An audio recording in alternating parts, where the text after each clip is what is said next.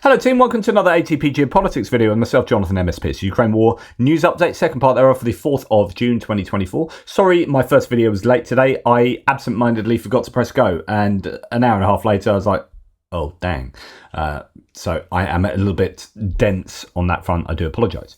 I also forgot to add this one in. It was on my list of things to talk about, but I forgot to paste the link across. What am I talking about? Well, on top of all of the S-300s, S-400 surface-to-air missile systems, batteries, and radars, separate radars that have been taken out by the Ukrainians ever since they've been given the permission to wanging a load of HIMARS into Belgorod Oblast, they have, goodness me, they have taken out so many decent bits of kit. These air defense batteries that not only protect the Russian airframes, but have also been hammering the Ukrainian city of Kharkiv and the Oblast in general. So ever since Friday, the Ukrainians have done a really remarkable job of degrading the Russian capabilities there. And that also includes the Tornado S here. This is a significant bit of kit because this is effectively the equivalent to the Ukrainian or the American provided HIMARS, high mobility artillery rocket system. So all the M270s, except the Tornado S is arguably better. It has a greater range on its kind of standard rockets. I think it goes 72 miles, which then translates into, goodness me, I don't know, 120 kilometers, something like that. I don't know. Where the Ukrainian HIMARS will fire 84 kilometers with their standard munitions. And so the Tornado S has long been understood to be a supposedly better answer to the HIMARS, except we've hardly seen any of them. They've been used very sparingly, and the thought is that they can't make the ammunition for it. There's just very scarce amount of Tornado S ammunition. But when you talk about, I often say there's no answer to HIMARS, and then people go, yeah, but Tornado S. Like, yeah, fair enough. Like, conceptually there's an answer to it, but there's no practical answer to it. Ukraine are going up and down the front lines, wanging in a load of missiles into all these Russian areas with HIMARS and M270s and whatnot. And the Russians are very occasionally throwing a missile back in the form of a Tornado S, and more likely to use Iskanders to hit some of these targets, really. Anyway, one is evidently in position in Belgorod, and that has been taken out. So that is, I think, really serious. So good news there. Right, anyway, moving on to military aid and equipment. Just to remind you, Ukraine's use of German and other Western supplied weapons to strike targets in Russia will not, quote, contribute to escalation, according to Chancellor Olaf Scholz. Really good, strong, positive news or positive rhetoric from Scholz to say that, yeah, we're fine with you using our stuff into Belgorod. That's cool. And in fact, they've also given permission to the Ukrainians to use air defense systems into Belgorod and one presumes Kursk, Oblast and Bryansk, possibly as well, to take out Russian airframes, as they did with the German Patriot system last May, but then got in a lot of trouble for doing so, even though they took out 5 airframes like that. Well, now Germany gave them bollocking and then said, don't do that again. And then they've come back and say, oh, and by the way, you can do that again, which is all good news now. Okay, let's get on with it. Let's take down some Russian airframes. But we now know that, or we understand that the Russians are operating aviation to a much lesser degree in that region, striking into Ukraine from the north. And that will be because HIMARS are on tap there and operating so well and taking out the air defense, which then means that those airframes don't get the protection they need. So the sequence of events, says this source: 1, Ukraine asks permission to take S-300s out in Russia. 2, the US says no. 3, Russia bombs Kharkiv with S-300 missiles. 4, Ukraine asks again. 5, US says yes. 6, Ukraine destroys the S-300 system in Belgorod. In other words, why didn't number 6 come at point number 3? Why have we wasted perhaps 2 years of Ukraine not being able to strike into Belgorod? Now, I would also like to add, why weren't Ukraine putting that pressure on Russia? It's not like Kharkiv has only just started to be hammered. So there were claims that, well, Ukraine didn't actually ask us until 3 weeks ago. My argument was it should just be the default. They shouldn't have to ask. It's like, here's a weapon, go and use it against the Russians. So there's lots of conversation to be had around there. Ukraine might have some culpability in there somewhere. I'm not sure. I don't know what these conversations really do entail. Now, talking about surface-to-air missile systems, the SAMP-T is supposedly an equivalent to the Patriot. In fact, what have I got somewhere here? No, I thought I had somewhere where it has. Yes, here we are. So let's look at the SAMP-T for a start. Okay, it's been a bit lost in the discourse on Ukrainian air defence, says Sebastian Roblin. But France and Italy's SAMP-T, or Mamba, battery donated to Ukraine with its Aster-30 Block 1 missiles has apparently successfully downed Russian ballistic missile. Not an easy feat. So we know that they have taken down with Asters in the Red Sea, Houthis or whoever it was, ballistic missile that have been sent over there. So there is some evidence that SAMP-T can take down ballistic missiles, but there's a lot of people going, well, I'm not really quite sure whether it's comparable to the Patriots, the PAC-3 Patriots that the Ukrainians had some of from allied nations. You can read about how SAMP-T compares to the PAC-3 in the article below, so that's possibly something I should go through in the in an extra. But overall, shorter range ballistic missile defense, so it can take them out, but at a shorter range, but 360 degree coverage capability, much smaller crew. Ukraine having more than one Western BMD option ballistic missile defense, I presume, going forward is a good thing. So yeah, you give and take. So it might not be able to react until a bit later. It's much shorter range, or it has shorter range, but 360 degrees and fewer crew. So that it has its bonuses. Anyway, why do I talk about the SAMP-T? Well, Italy has agreed to send another. That one is presently in Kuwait at the moment, on the way back to Italy, I believe. That is excellent news. Italian Foreign Minister Tajani has confirmed that the new package of military assistance to Ukraine includes a SAMP-T air defense system as previously reported. So the rumors came out yesterday. It's now been confirmed.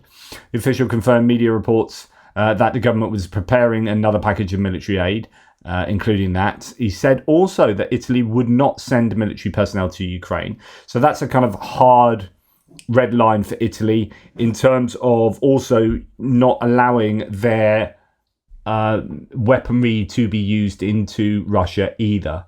Italy have got this, I think, compromised position that I've talked about plenty of times before, where two of the coalition partners in the Italian government, Giorgia Meloni's Brothers of Italy party, appears to be, well, she at least is very supportive of Ukraine. But the other two coalition parties, the Liga of Matteo Salvini, who's the deputy and also deputy leader and also of the country, and Silvio Berlusconi's, spoonerisms, Silvio Berlusconi's party, although he's passed away now, is also, he was a very good friend of Putin, and they are sort of appearing to be rather pro-Russian. So there's a bit of a compromise in the administration. So they get, on the one hand, they say, yeah, we're really supportive, you can do this. And on the other hand, Matteo Salvini comes out and says, you ain't using our missiles into Russia. So it's a frustration there, certainly as far as I'm concerned. Now, NATO will apparently unveil a security package for Ukraine as a bridge to membership. Although it's not perfect, they're not going to get NATO membership, but that's obvious given that there's still an ongoing war there. So that's kind of against the protocol for joining NATO.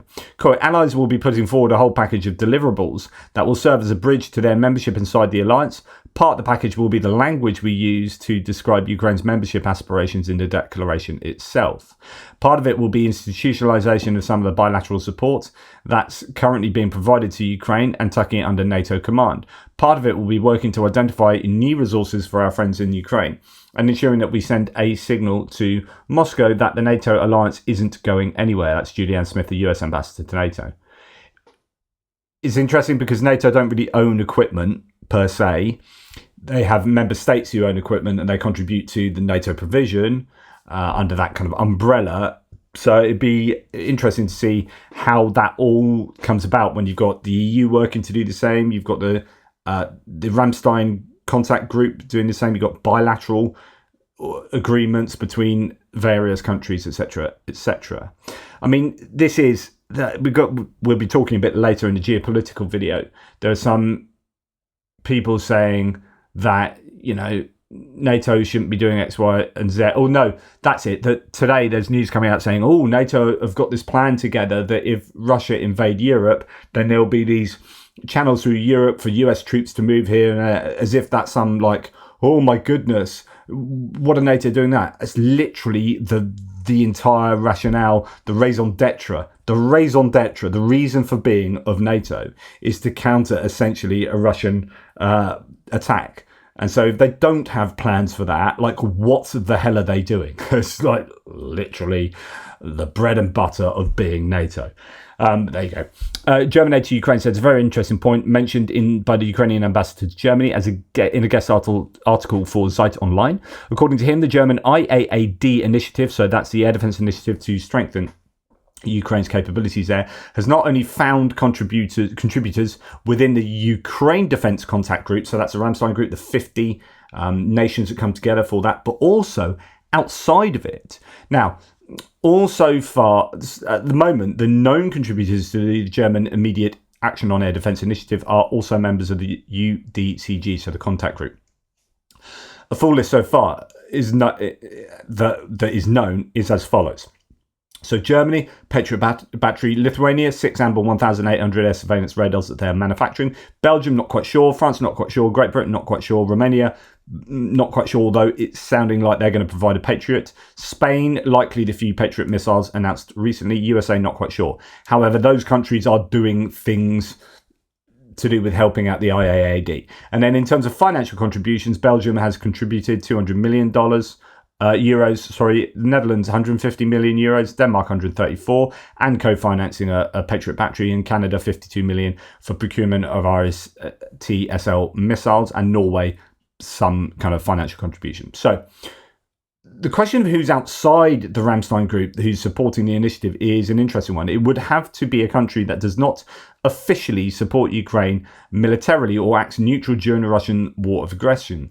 It's known that the Minister of Defense Boris Pistorius from Germany and Minister of Foreign Affairs Annalena Baerbock also addressed their letter and follow-up phone calls to countries in the Middle East, for example, such as Qatar, which already allowed Germany to buy back its 15 Gepard Spags, self-propelled anti-aircraft guns, last year and deliver them to Ukraine, delivery completed. This also includes Jordan and Egypt. In Jordan, the USA, together with Germany, brought back Cheetah Spags, so they're the slightly upgraded Gepards, for Ukraine, delivery this year, while Egypt agreed to wait longer for their ordered IRIS-T-SLM air defense systems. Instead of a delivery to Egypt, Diehl Defense delivered 2 IRIS-T-SLM to Ukraine in 2022 that were paid for by Germany. Some are no doubt thinking of Israel and the Patriot fire units that are being decommissioned, but I think that's unlikely. However, it is and remains questionable whether we really will find out who supported the German initiative among the neutral countries while the war in Ukraine is waging. Interesting conversation to be having. It's quite speculative, but there must be nations out there that know the strategic benefits for supporting Ukraine in terms of like objectively what would happen and how the world would turn out and how that would benefit us. But by announcing that support, they know that they would personally, for them, in the short term at least, get hammered for that support. So that might be almost certainly an OPEC nation or an OPEC plus nation, in my opinion. So they'd be like, okay, we want to support Ukraine in this war because it's definitely beneficial. But if OPEC know about it, then those countries will hammer us, and actually it then becomes not beneficial. So we need to be able to secretly be aiding this, for example, this German air defense initiative. Interesting.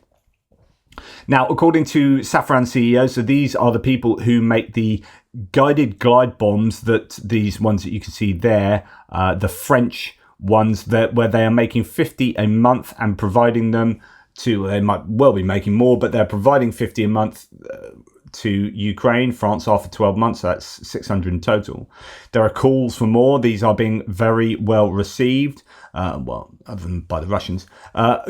So France is currently supplying Ukraine with 50 of these each month. Safran also spent tens of millions of euros to increase the AASM production capacity. So the fingers crossed, that means there'll be more for Ukraine. However, quite often what happens is other countries look at munitions like these and go, "Oh, they're good. They're doing well.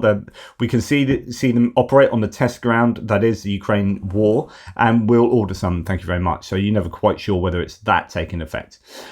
Former Royal Navy Westland Sea King. There, goodness me, that's such a. I live very close. I was born and brought up next to a naval air base on the south coast of the UK, and we see Sea Kings all the time. I've probably been in a few myself, to be honest. Anyway, these were the kind of workhorse of certainly the Royal Navy, then the Coast Guard, and other elements, Marines and whatnot. One of my mates was a Sea King helicopter pilot, actually. Anyway, it's on shut up, Pierce, get on with it. It's on a delivery flight to Ukraine, sporting Ukrainian colours, seen here at Antwerp International Airport in Belgium. So this is a good sign. I don't know. Germany are due to send 6 to Ukraine. I don't know if this is another one coming from the UK or one that has just taken an awful long time to refurbish and get up to spec or whatnot. But yeah, good news there. And now, interesting, Thomas Tyner points out that, well, the claim here is looks like the rocket motor of an M30D Pickham, so a cluster munition guided multiple launch rocket found in Belgorod region, Russia. Ooh, so you're not allowed to use ATACMS. You can use kind of HIMARS, GIMLRs, regular rockets, but actually, here we've got evidence of not a unitary munition, but a cluster munition, although it's going to be not of the ATACMS type range. Previously, these missiles have been seen not been seen in Ukraine's arsenal. Sorry, only GIMLRs with unitary warheads were used. So Thomas Steiner says the US gave M30 GIMLRs rockets with D-Pickham cluster munitions to Ukraine. I hope the US will give Ukraine also the M26A1 MLRS rockets, as those are fantastic to take out lots of Russian infantry. It's interesting when you see evidence of munitions that you weren't aware of, that weren't necessarily seen on any list, but end up getting to Ukraine. Now, I've shown you a video of this French very fast drone that appears to be on the way to Ukraine, or at least I think that's the inference, given that, or the implication, sorry, given that it's been talked about in the context of Ukraine. I don't know whether they're going to send it to Ukraine to do some tests with it. Anyway, quote, "By the time you hear it, it's already too late," explained a Ukrainian soldier to the head of EOS technology. With top speeds of 400 to 500, so I presume it's being tested out there, indeed, if a Ukrainian is talking about it. With top speeds of 400 to 500 kilometers an hour, the Veloce 330 can theoretically neutralize a heavily armored vehicle at a distance of 100 to 120 kilometers in less than 30 minutes. So this is like, we've been talking about how the Russians have got this advantage in those medium range drones, that this is kind of medium to long range here. But anyway, you've got the Lancets working for the Russians that are being incredibly effective. Lancets are difficult to fly. I saw a video the other day because they kind of drift like that, of one basically flying forward, but it was diagonally. Its nose was pointing off that direction. It was flying like that because of the X-wing and everything. Apparently, they are quite difficult. And that's possibly why you see so many Lancets miss, is because they are not easy to fly. Well, this one looks incredibly maneuverable, and could be good news for the Ukrainians.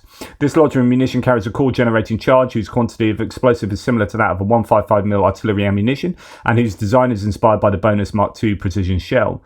The ammunition owes much of its speed to the micro turbine supplied by ALM Mecha. Instead of continuing to look for the solutions in China, ALM Mecha has decided to use its 30 years of experience in precision machining to produce more powerful and more economical turbines at a reasonable cost. The Veloce 330 may be less discreet than its propeller-driven counterparts, but what it lacks in noise, it makes up for in speed. At over 400 kilometers an hour, it seems impossible for an armored vehicle weighing tens of tons to evade it. The Larinay project is limited to the development of a demonstrator and does not include scaling up. A state demonstration scheduled for next September. The outcome will come in spring 2025, the deadline for demonstrating an MTO equipped with its military payload. So that goes back to what it's talking about. Yes, so it isn't in Ukraine. I think that's the Ukrainians seeing this and seeing the performance of the drone possibly on a French test ground. While retaining its composite structure, the Veloce 330 will thus be able to accommodate not only the warhead produced by KNDS France, but also those from the Thales Group and MBDA France, using different technologies and producing different effects. So in other words, it's not modular, but I guess you can put different warheads from these different companies on it to have different effects. EOS will also vary the engines. The addition of electric propulsion and specific VTOL, vertical takeoff and landing, arms will extend the range of applications, turning the Veloce into an observation drone. Quote, we can also replace the turbine with a more traditional gasoline engine, this time to have a very large extension and go to the depths of 500 to 600 kilometers. EOS technology looks a little further ahead. It drew two conclusions from his discussions with the Ukrainian armed forces. Quote, GNSS is dead. The data link is dead. The question is no longer whether new munitions will be jammed, but how to continue the mission despite the jamming. Larranae therefore opens up the possibility of exploring other avenues, such as the artificial intelligence capable of recognizing the terrain, confirming the target, and possibly aborting the mission. Some are already thinking about this, such as Thales Group and its Visiolock Air solution. I mean, we have with Storm Shadows, for example, there are several ways of being, if the GPS gets jammed, then there is inertial guidance and terrain mapping on board, so it can generally get, although it won't be as pinpoint accurate, it will end up allowing the munition to get to its target. So like its kamikaze drone, EOS technology wants to move fast, move quickly to develop, test, prove the concept in the field, and ultimately shorten the cycle that would normally take 5 to 8 years. My goodness, there's a market for this, and they will realize that. They'll be wanting to get it out right away. Buy small quantities, test them and see how much it changes everything, they say. Interesting stuff there from French aid to Ukraine. Right, staying on drones, the UK and Latvia have opened the bidding for companies to supply FPV drones to Ukraine, so first-person view drones. This is part of the Drone Capability Coalition that the UK and Latvia are pretty much in charge of. This competition aims to produce these drones at scale and at an affordable price point, leveraging the strength of Western industry. What the West will be cognizant of is that Ukraine are producing loads of drones, and they are possibly going to become the market leaders, and they will probably be producing them as cheaply as they possibly can because they're at war. And so if the West want to compete, affordability has to be part of that calculation, right? So traditionally, I guess, particularly with the UK procurement, it's like, yeah, let's make this, and here are the design criteria. Okay, go for it. You have a couple of companies going for it, and then it's costing astronomical amounts of money, and it takes about 10 years. And then you go, yes, by which time those needs have actually changed, and it's all a bit of a disaster. That seems to be how we operate. Rather than saying, right, get on it, and get on it quick, and get on it cheap, and get on it, lots of them. Get back to me in yesterday. So could be good news for Ukraine if they're operating on that kind of metric. Both UK and Latvia there. Right, the German army intends to order 200,000 artillery shells, more than planned, from the arms manufacturer Rheinmetall, stated in a letter of the MOD of Germany to the Parliamentary Budget Committee. They plan to receive 200,000 additional 155mm shells worth about 880 million euros as part of a framework agreement with the defence company. Now, the question is whether that goes to Ukraine, whether that's to backfill their own stocks, who knows, but just thought I'd throw that one out there. Now, I think, talked about these before because I recognise the language here, but just to remind you, because these are circulating again, as you can see, two sources here, spreading what's basically, I think, the same core source, where you've got a Russian absolutely going nuts about the quality, or indeed lack thereof, of the North Korean shells that they are receiving. I mean, I can't read it all to you because it's fairly expletive ridden, but basically it is not good news for the Russians. They are using, by all accounts, really, really poorly constructed North Korean shells that are doing damage quite often to the Russian barrels and artillery pieces. So you can go and read that at your own leisure. Pause the video and you can see the very colourful language that is used by the Russians there. Absolutely hilarious comment on North Korean shells by a Russian soldier. The shells can cause destruction among the Russian artillery units because they are unbalanced. Anyway, there you go. Just to remind you that is happening. Right, thank you for watching. Please like, subscribe and share. Really appreciate all your support. Take care, everybody, and I'll speak to you soon.